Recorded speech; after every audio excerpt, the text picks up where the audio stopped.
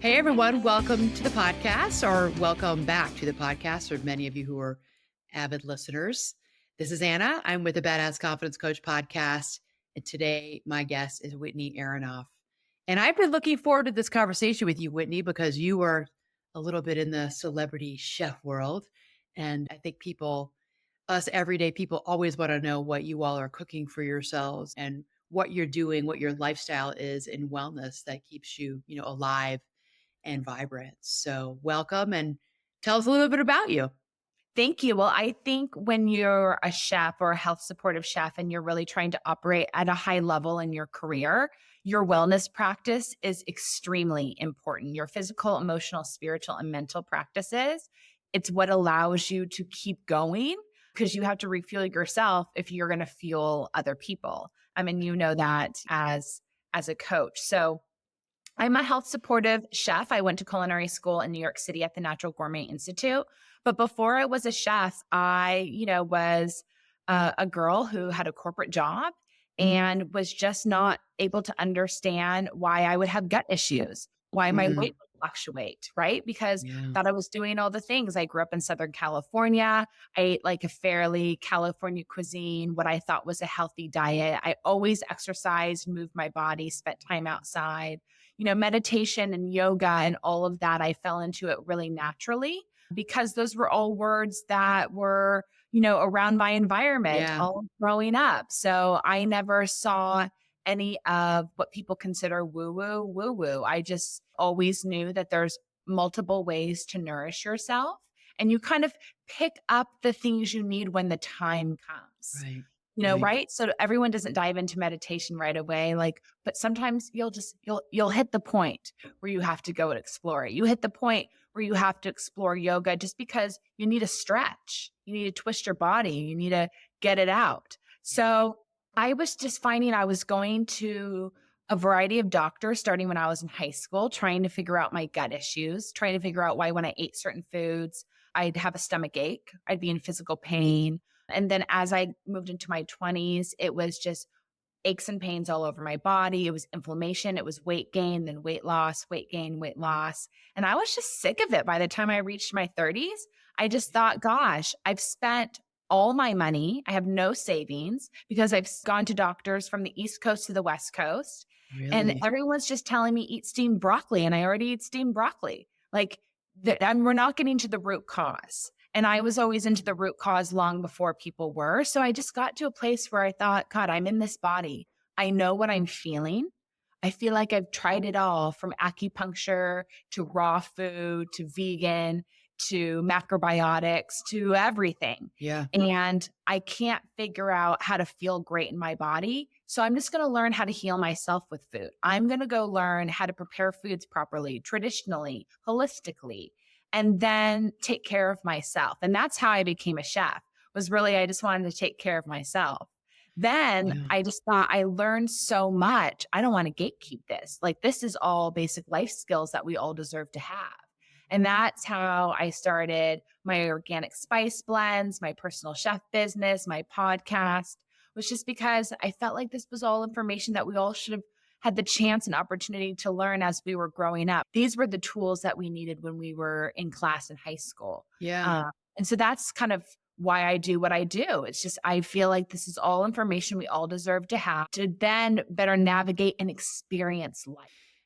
You said a couple of things. Can you share with me a little bit about what do you mean by gut issues Yeah. specifically? Because I think that it's important for others to hear, in your line of work, for others to hear you say what it is that you dealt with. And we're hearing so much today about the word inflammation when it comes to diet and metabolic disease, inflammation. But I don't think people don't really understand Yeah. really what inflammation means. So can you just spell that out a little bit more for us?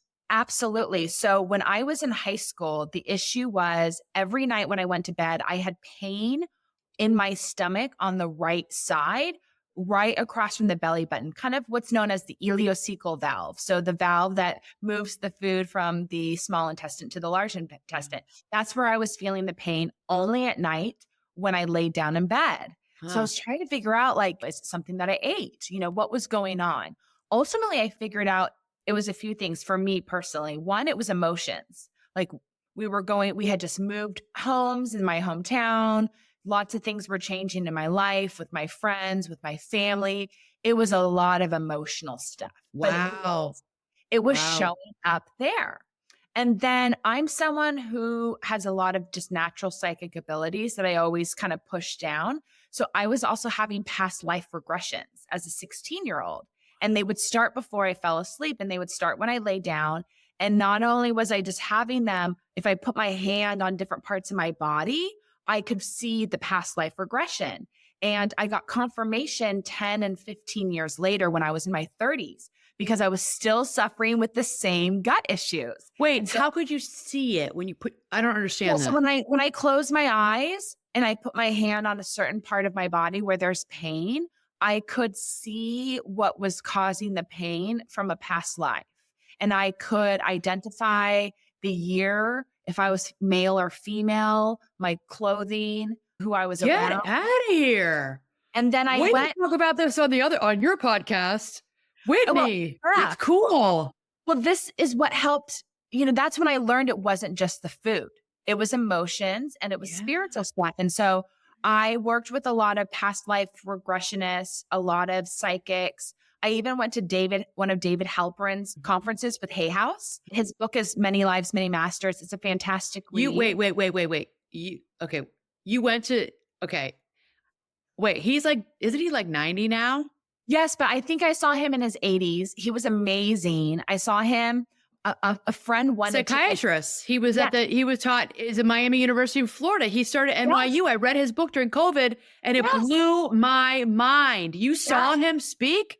Oh, I was in a conference room with him and like 200 people. He led us through 5 different meditations that were past life regressions, and all of them worked for me. But what was interesting, because I was in a large group and these past life regressions were anywhere from a 30-minute meditation to an hour and a half. And I mean, you didn't know an hour and a half went by, but because they weren't as long as your body needed them to be, it bubbled them all up. And then I needed to book a session with another past life regressionist so we could just clear the story so I could just move on with my life, but move on without the pain.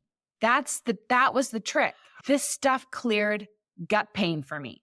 And okay, that's like another conversation we need to have. That is fascinating. That's why I have my podcast, the High Vibration Living Podcast, and do what I do. Because once you clean up your diet and start eating real whole foods, meaning you aren't eating orange juice from Tropicana, you're drinking fresh squeezed orange juice, or you're buying an orange. Right. You aren't eating beans from a can.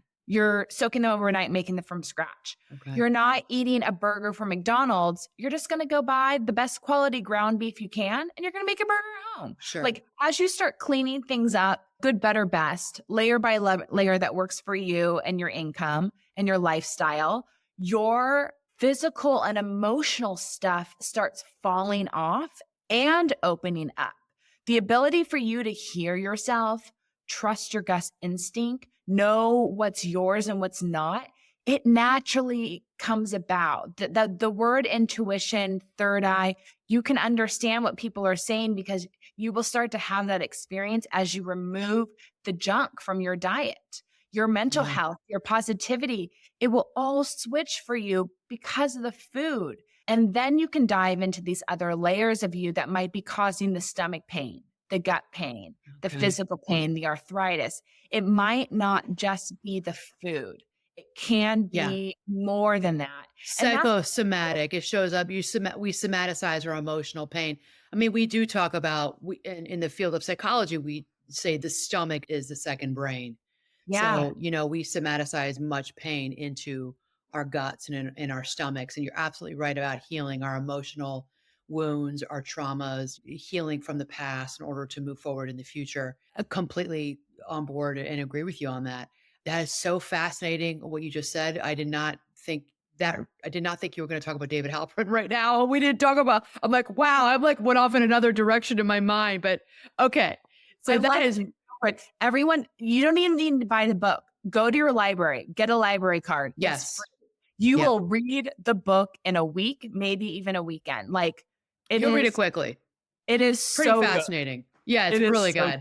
And I didn't wanna read it. It was like my book club during COVID, and my friend from Florida wanted us to read it. I'm like, "I don't wanna read this book. I don't really believe in this stuff." And I could not put it down. And of course, because he's from academia and he was a professor, I think he taught at NYU when this first started. No, he He was at taught NYU. Yale too. Yeah, and then he went down to University of Miami, and it was that secretary he started to work with. Okay, so all of you who are listening, Many Lives, Many Masters, read the book.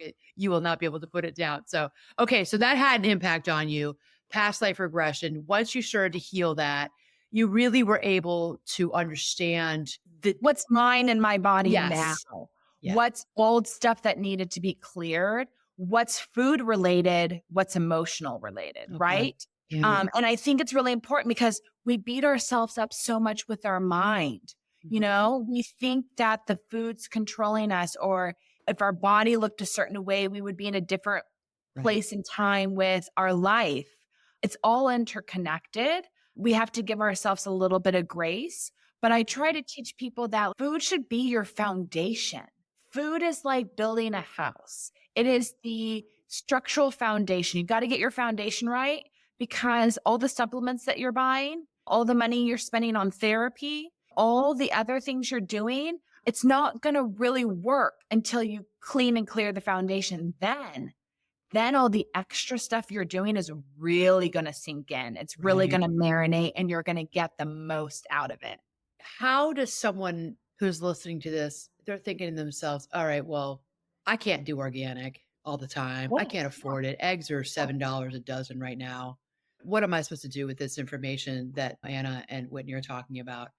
How does someone start very simply in changing their diet and the nutrition? Because I think we all know McDonald's is not great. We all know we shouldn't be sticking our hand in a bag of Doritos, probably really ever at this point, what we know about the food in this country and how it's mhm, made and what's been trending in the past week or so. And maybe it's the mhm. algorithm I'm getting, but with Kellogg really coming under fire and all those celebrities, Jillian Michaels and everybody who's was at Congress talking about why is the food Kellogg's or different in Europe versus what it is in the United States? Why are we poisoning our youth and ourselves?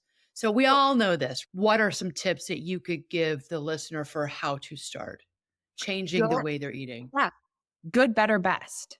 So know what's best, know what's good, and know where you're at. Mhm. Because if you're going to go broke spending money on food, then that's not going to make you healthy. That's going to stress you out. That's still going to Yes. hurt your body. Yeah, it So you is. have to meet yourself where you are and you have to better learn what's in your community.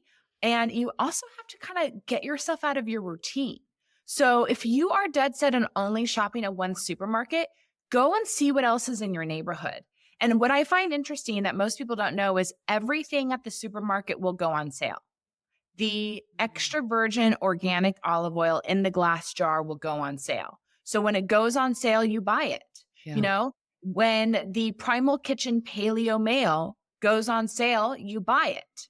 When the tuna, that's the albacore tuna that's sold in the glass jar instead of the can, goes on sale, that's when you buy it. You can get all your pantry staples, your organic rice, your organic steel cut oats. You can get it all on sale. That ground flaxseed you've always Yeah. wanted to try, but you just need to start watching. You need to start paying attention. You're going to the grocery store every week. And then you also need a note on the grocery store tab where you see the price. It also lets you the price per weight. And that's how you decide which product to choose when there's two of the same thing. You look Okay. at the price per weight, and that's going to help you actually see which one's the better deal, even when it goes on sale. So it's learning to understand and read those tags. Change the mindset. Change the mindset that you're in scarcity, that you can't afford to eat Yeah. healthy, that you can't afford to buy better quality ingredients because there's always a possibility. And if it's not at your local grocery stores, it's online. You need to find your spot online and you need to know what you need to stock up on. And then you need to learn how to swap. So you need to understand the only oils you really need in your kitchen are butter, extra virgin olive oil in a glass jar. The oil should not be in plastic. Okay. Some ghee is great because that's just Sure. butter Clarified that's butter. cooked with the fat taken off or the milk solids taken off. You can do lard. You can do, Avocado oil is good, right? you really don't need to participate in the avocado game because the Okay. Okay. avocado oil I'm glad I game said that. it's a modern industrial oil that was created, I believe, in 1997, 1998 in New Zealand as a way to use excess waste from the avocado guacamole factories. So it's not a traditional oil, it's a modern oil. So I think Okay. everyone's Well, I'm Italian. I've cooked with olive oil my entire life. My parents, I grew up with it, olive oil yeah, and then extra virgin olive oil. But now we're at avocado oil, and that's what my husband and I use because the cooking point is 400 degrees or something. And everyone's like, don't that's use not, olive oil. but that's not real either. That's modern science. So if you look, I'm really into looking back at tradition. I love the Weston A. Price Foundation. I love learning about traditional cooking. So if you look at cultures around the world, they cooked in high heat, Yeah.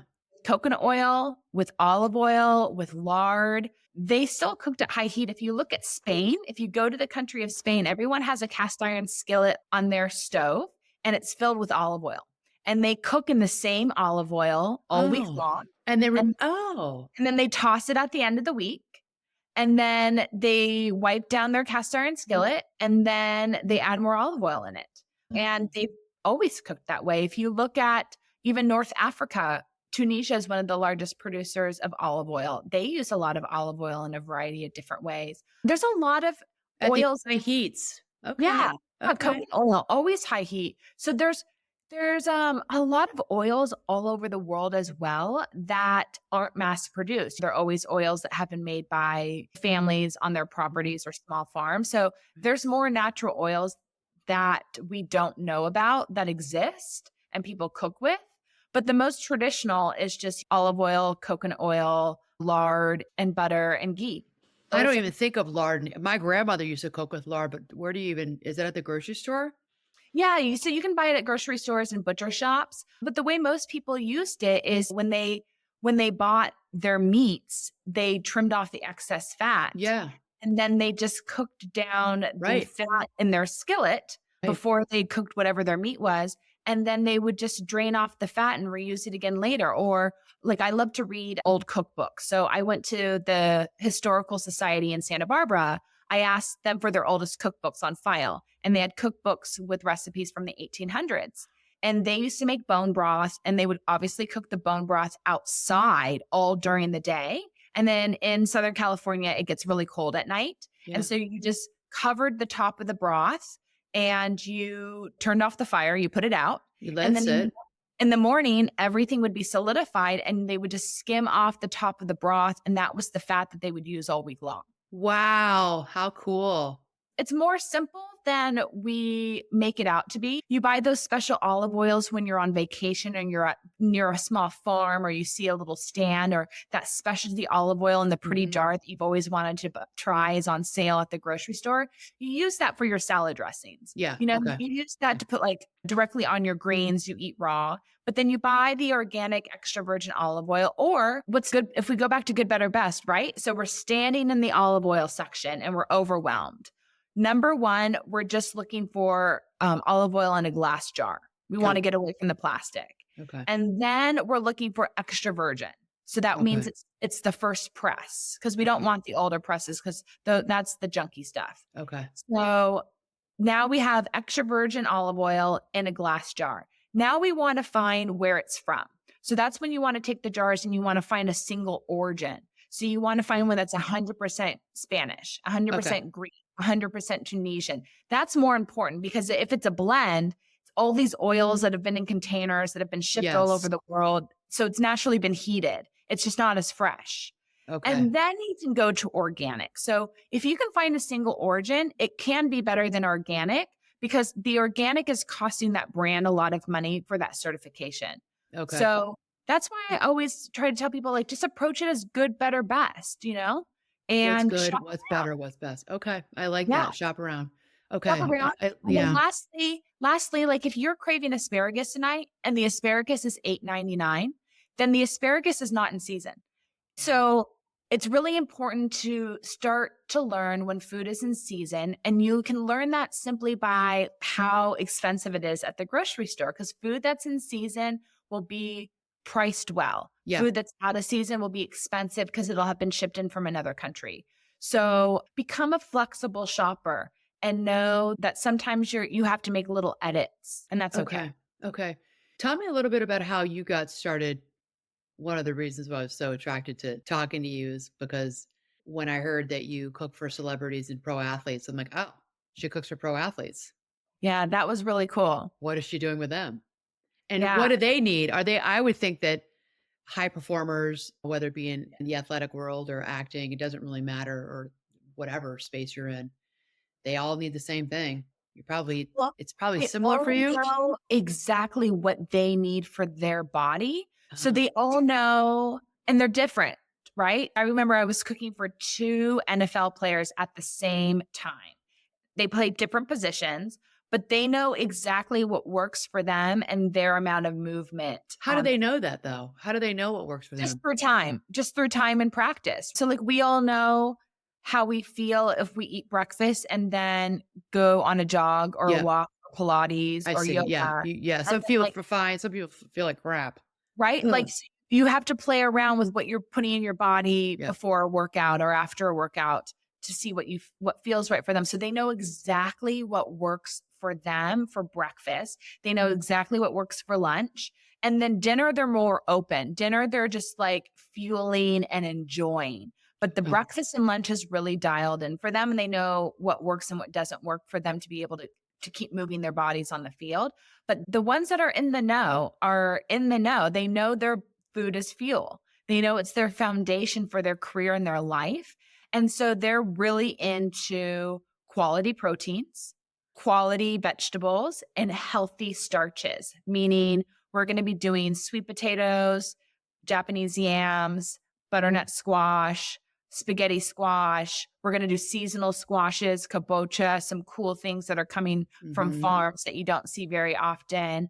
We're going to make mashed potatoes with parsnips and ghee instead of traditional white potato. But Okay. like the food's going to be balanced. We're going to put a little protein, a little veggie, a little starch. It's really neat to see How they men. come to you. Oh, They I think it's really neat to see men in tune with their bodies. I Yeah. think that is so beautiful. And I'm Well, their so body is a machine, and it's gotta be top notch, especially if you're in the NFL, you better be paying attention to what you're putting in your body. They're not but eating Big a lot Macs, I of don't them think. no, they are. A lot They of these are. aren't there yet. Yeah. Only a few still have personal chefs. A lot of them, and this is what's interesting because I got those clients through their personal chef. They were traveling for a while. So I was supporting them while they were at spring training. And their personal chef had told me that the issue is with a lot of these athletes, once they make it to the NFL and the NBA, is they were fueled by McDonald's, by Popeyes, by See. Wendy's when they were in high school. That's what they Sure. ate. Yeah. So they think, well, I can just keep going. That's worked for me now. It's going to keep working for me. And a lot of them have a lot of pushback to be like, no, I don't need to change my food routine. And I think you see that with some of the sports documentaries. There are Mhm. always a few of those players that you see eating junk and Yeah. they don't make it. They get Yeah. injured. They get injured. They Yeah. don't have the mental mindset. Fall into depression, negative cycles. The ones that make it are the ones that spend the extra money to have good quality food and Yeah. they treat their body with respect. They're dialed in. Yeah, but this is possible for all of us, Yeah. guys. We all get to be top notch at whatever field we want to be in. And so a lot of my clients have worked in the finance space and they're top of their game. They're CEOs. They run global companies because they know food is their fuel and they have to be up at 3 or 4 a.m. or 5 a.m. Mhm. at the office on conference calls to other Yep. countries. And like major people are counting on them. And so they understand that they need to take care of themselves, feel themselves right, have time to work out, have time to stretch, to meditate, to really take care of their body. They're going to show up and perform for all these other people mentally. So they take having to go to the grocery store, food preparation, knowing what's right for them off the table and give it to me to do for them so they can perform better. It's important to me that the supplements I take are of the highest quality. And that's why for 5 years, I've been drinking AG1. Unlike many supplement brands, AG1 conducts relentless testing to set the standard for purity and potency. I know I can trust what's in every scoop of AG1 because it's tested for 950 contaminants and banned substances, while the industry standard typically only tests for 10. Taking care of my health shouldn't be complicated, and AG1 simplifies this by covering my nutritional basis and setting myself up for success in just 60 seconds. AG1's ingredients are heavily researched for efficacy and quality, and I love that every scoop also includes prebiotics, probiotics, and digestive enzymes for gut support. So if you want to replace your multivitamin and more, start with AG1. Try AG1 and get a free 1-year supply of vitamin D3 plus K2 and 5 free AG1 travel packs with your first subscription at drinkag1.com/Anna. That's drinkag1.com/Anna. Check it out. You will not regret it. For the average person, the mom who's listening, who's running around like a chicken with their head cut off or his head cut off with children and work, or maybe you're a stay-at-home parent, it's hard. You've got picky eaters. How do you work with those clients? It's really interesting with the kids. The child will be picky if you allow them to be picky. So that's a parenting issue. I can't control that. A Right. child eats what a parent puts in front of them and what a Right. parent allows. It's just like behavior issues with kids. Yep. Kids will get away with what you allow them to get away with. It's how you parent. And so that's ultimately an issue where they need to find a coach or a therapist or someone to come in and work with them to set up those boundaries for themselves and their children. Okay. Yeah, you're absolutely right. What's really important though is that dinner is a hot meal. You can, whether you look at ancestral eating or you look at food studies, but every human being needs a warm meal every day. And really, majority of our That's meals. big. That's a big statement because there's a lot of people who are not doing that. They're I doing the know. salads, cold salads at night. I've had people call me and hire me to teach them some recipes for their families. And they've told me that they're just annoyed that their kids just won't have a salad for dinner, like as the main entree. And A 9-year-old boy doesn't want a salad for dinner. nor should he be eating a salad for dinner because warm and hot foods support the digestive fire. So if you're struggling with a lot of gut issues, you're feeling bloated, or you're eating and you're feeling sluggish, it could be because you're eating cold foods. And especially in the fall and winter and early spring, you want to nurture the digestive fire in your stomach. So you always want to put warm and hot food in so you feel warm and hot. If you're eating a smoothie in the middle of winter, that's why you're cold. That's why you're frigid. That's why you can't I take think off. I'm guilty of that. Yeah. I'm Yeah. guilty True. too. Yeah. I learned that Freezing. myself. Yeah, I moved to New York City in the middle of winter to start culinary school. And I was having a smoothie for breakfast and a salad for lunch and eating like a California girl. And in my studies at culinary school is when I was learning about Ayurveda and digestive fire and how the temperature of the food you eat is the temperature of how you feel. And there's a season for eating cool foods to help keep your body cool so you don't overheat. And that's in the summertime. That's why we eat cucumbers and watermelons and honeydew and all these foods that are naturally cooling, but they're not meant to be consumed in the wintertime when you're supposed to warm up your body. So if you even look at winter fruits like apples, those do well stewed and baked so you can warm your body up and still get the vitamin C and the water content and the nutrients.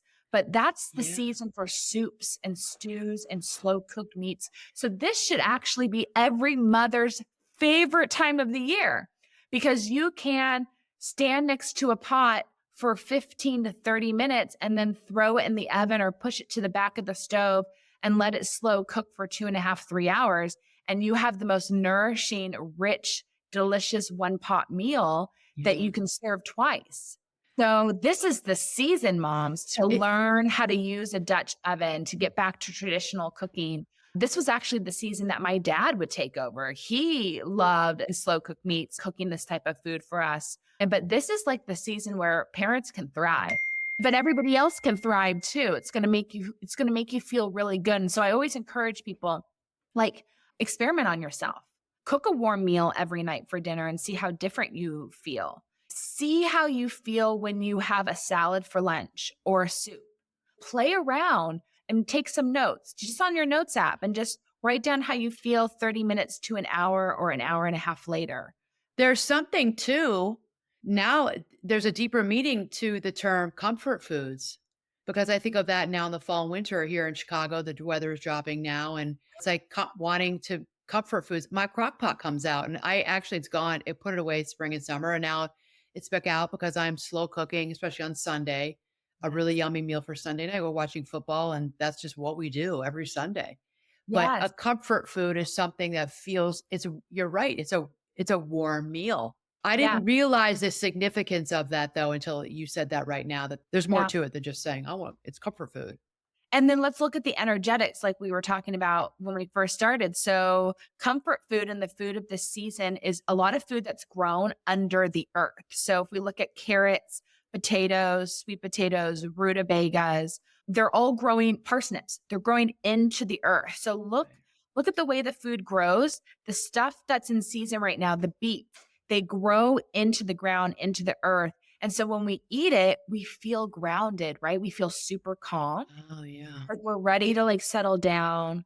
We're ready to lay down. We're ready to like be in like it. The food and how it grows really supports us in the season that we're in.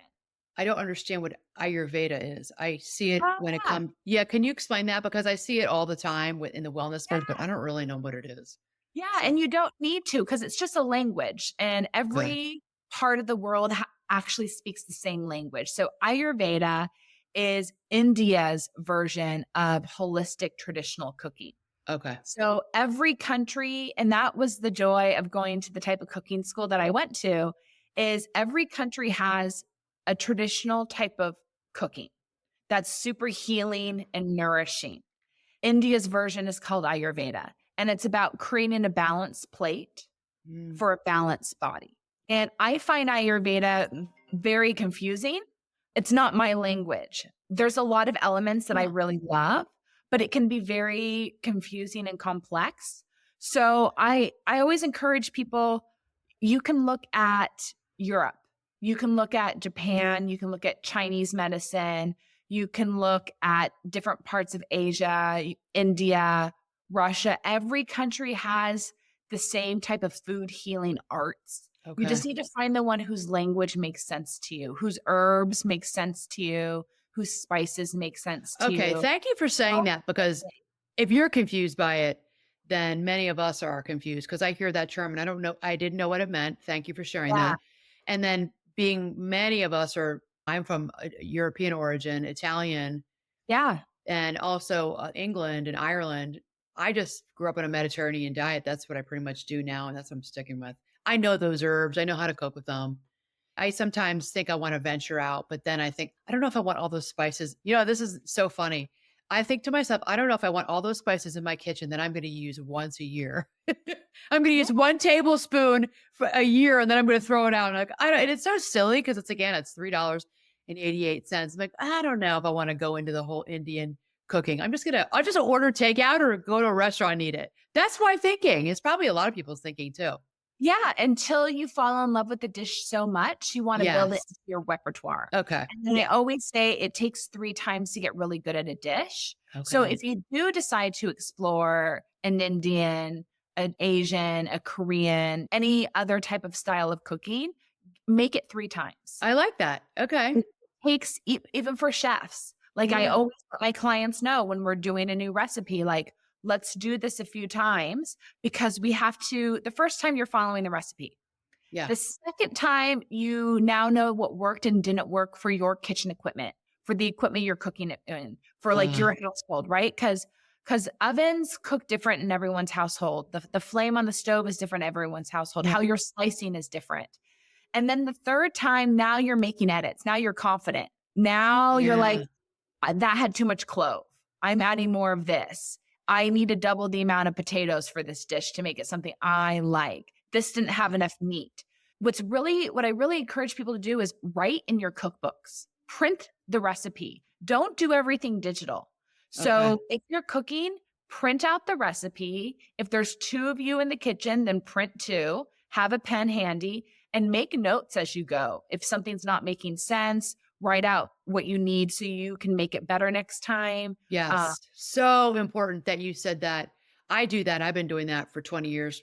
I've just always done that. I learned it from a coworker of mine who's a fantastic cook. And I had loved the Barefoot Contessa. I have all of Ina Garten's Yes. cookbooks.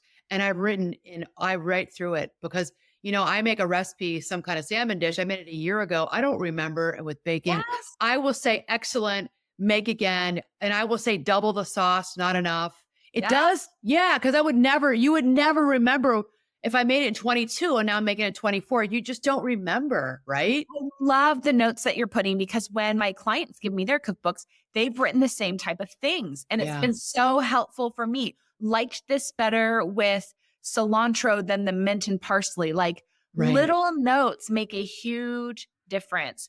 Don't make the yogurt sauce to go with it. We didn't like it. Every little note counts. And then that's the beautiful part of inheriting family members' cookbooks. I know, right? You see what they Now you wrote. know how they made it. It's really important to start with a good source. And Ina Garten, everything that she makes works. And so Okay, good. I'm glad you said that. that's why I always turn to her online options on Food Network and her website Mhm. and also her cookbooks is because her stuff works and Yes. her stuff is a great foundation. So if you want to start making healthier meals, you could start with her recipes. They aren't healthy, but I you know. can upgrade the ingredients, right? Because she uses a lot of wine or liqueurs in her Sauces, her mix. sauces, Yes. and you can start to switch that out with good quality bone broth. So you can start to swap it with that. You can take her ingredients and let's say if she's doing a shepherd's pie with a mashed potato topping. Well, how can we buy just at least better milk and better butter? So let's Yeah. buy organic butter or A2 milk butter or raw butter. Let's find milk that's whole milk is one, and then organic whole milk, and then Okay.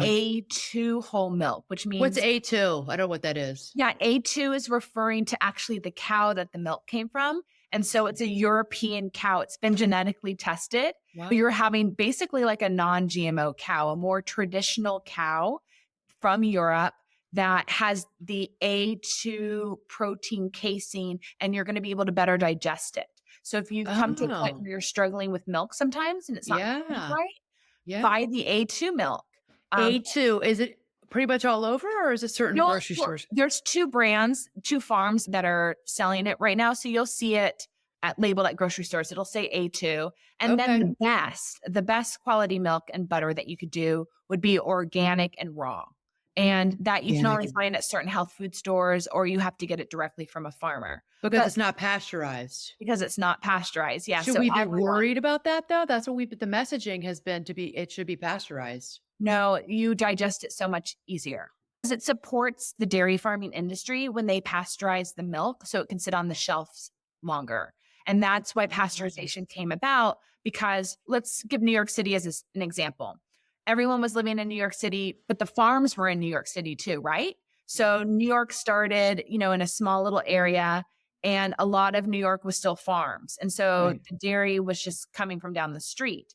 As New York City grew and the farms were pushed out to the boroughs, the milk would have to travel in. And that led to more time for spoilage. On the And so back of the now wagon. I as the see. farms were pushed further and further away from cities across the US, they had to figure out a way that how do we milk these cows, get it to market, sold to the customer without it going bad in a week. We need longer shelf time. And that's where pasteurization started.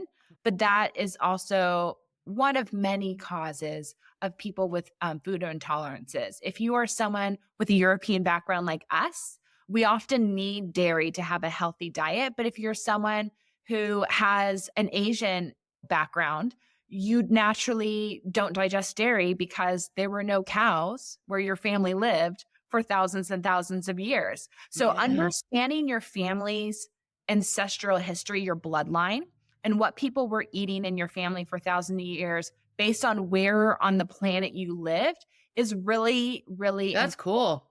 because now I never even thought about that, Whitney. yeah, because now you know what works for you. If you're someone like us who's Irish, Scottish, English, Right. Northern European, like super balanced diet, we need meat, we need fish, we need a variety of vegetables, we need dairy.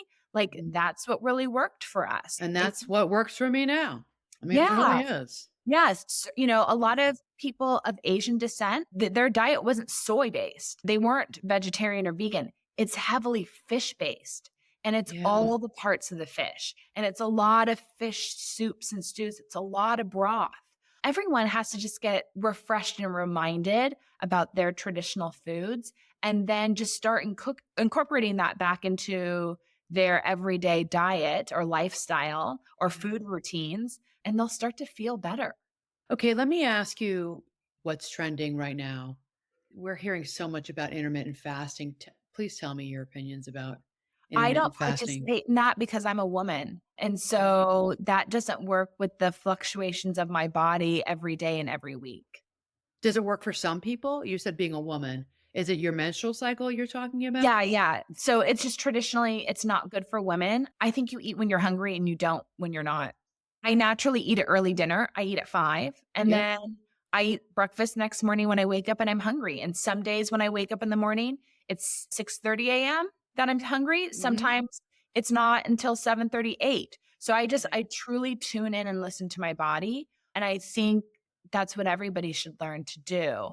To I slow think down and to pay anything attention. yeah, I think anything that's restrictive isn't going to work. And then it's also understanding like how it is now is not going to be how it is tomorrow or 5 years from now. So I find that I'm very sensitive to the moon cycles. So full moons and new moons, my appetite really changes. I'm either like really hungry or I'm not hungry at all. And then also as we age, the amount of calories and food that we need to take in for energy changes. So I think we just all need to learn to be a little bit more flexible, but we have to really quiet the noise and tune into what works for us. What do you do for yourself? Tell us, like Yeah, what do I eat? yeah, I wanna know what you eat. So Yeah. curious. So it really changes with the seasons. So like for right now for breakfast, I really like a warm breakfast. I find that's what works best for me. So I buy really small little Yukon Gold potatoes, like really small. And so each one is almost like a serving. So Yeah. I just dice that up and I put it in a little skillet with a little butter. I use a clay skillet by a company called Extrema. They're clay, so they're completely non-toxic. Cool. And I cook up a little potato with a little salt and pepper and butter. And then I add 2 eggs on top, or Yum. I add like a little ground meat, whether it's bison or beef, some spices, and then an egg or two. It all depends on how hungry I know I am. Then I Okay. like to add some sort of green, whether it's spinach, kale, something to kind of wilt in there. Mhm. And then I usually finish it off with some sort of probiotic, so like kimchi or sauerkraut. And then Okay. if I have it in the fridge, I'll add like a little cilantro. And that'll be my breakfast. And I'll eat till I'm full. Till So you're done. Yeah. Yeah. sometimes I eat the whole thing, sometimes I eat half, sometimes I put 1 egg on, sometimes I put 2, sometimes I put 3. Like I really listen, but I find a warm breakfast really does me so much better than anything cold. How did you learn to listen to your body like that? I feel like I had to. That's been part of my journey. It's like a lot of the things that we go through that were really hard and took us down is what we needed to go through in order to be better on our career path. So I had to learn to listen to my body to figure out how to thrive because I was going to doctors and nutrition. I've gone to so many nutritionists and Have you really? oh my, I've spent thousands. I would be a rich woman if I Wow. hadn't gone to all the doctors and nutritionists and holistic, So you you know, really were dealing with some serious, like, gut issues. yeah, You really were. from 16. And I mean, even now, like we were going to talk about inflammations. I would say for the past 5 years, I, at least a few times a week, wake up with really puffy eyelids, like horribly puffy eyelids. to the point where I thought, gosh, do I already need upper eyelid surgery? Yeah. Like, do I already need a Yeah. facelift? Right. I was like, Yeah. no, something's wrong, or my face shape is changing too much. I just wake up some days super puffy and some days I don't. And I look at what I'm eating, but there isn't a change. So Mm, what's going on with my body? What's going on right. with my hormones? So I'm constantly trying to explore and just better figure out what's going on with my body, what's going on with the environment, what's in Yeah. my air, what's changing in my That's a good water. point. That's a good point. It's not just the food. And it probably never has been just the food, what's going on with me emotionally. So I'm constantly exploring and asking questions so I can feel better, so I can show up better in all the things that I do, and then try Yeah. to share it with other people so they get their answers faster than I have. Thank you for sharing that. When I was going through a divorce 20 years ago and was always pretty healthy person, ate pretty well, was always pretty slim. I was the people that my friends would get mad. I was the person that my friends would get mad at me because I could eat whatever I wanted and I didn't really gain a lot of weight. I had Yeah. air quote high metabolism. And then when I went through my divorce with 3 little kids and just very, very hard time in my life, and I was in a bad clinical depression, and I was diagnosed with irritable bowel syndrome because my stomach was upset all the time. I had rashes. I'd break out in rashes all over, like my arms and my legs. Yeah, my body was screaming my sadness. My sadness, my Yes. depression was just coming out. And so I was on a sleep aid. I was on a benzodiazepine. I was taking Klonopin. I was taking sertraline, which is Zoloft, antidepressant. I was taking antispasmodic for my gut. Wow. Yeah, the doctor put me on because I had such irritable bowel and I was working full time I was working with cancer patients. I had my practice, my therapy practice, and I thought I can't. And they just gave me my psychiatrist, who was a friend of mine, and the primary care just gave me all these meds.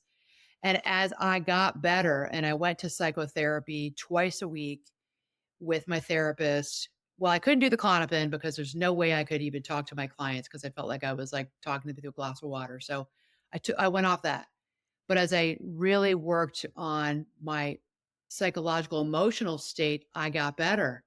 I brought my own Zoloft down on my own. I just cut the pill down. I knew what to do because I'm a Right. therapist. I knew to cut it in half and I knew to cut it in quarters. And I knew like, oh, like shoot, it's like getting all powdery and I'm like breaking it down in such small little pieces because I didn't really want to go cold turkey. I knew not to do that. But as I got better, I came off all of the meds and I haven't been on, and I'm a total proponent of drugs if you need them. I know there's people in the wellness space who think that you can do it all without tropic meds.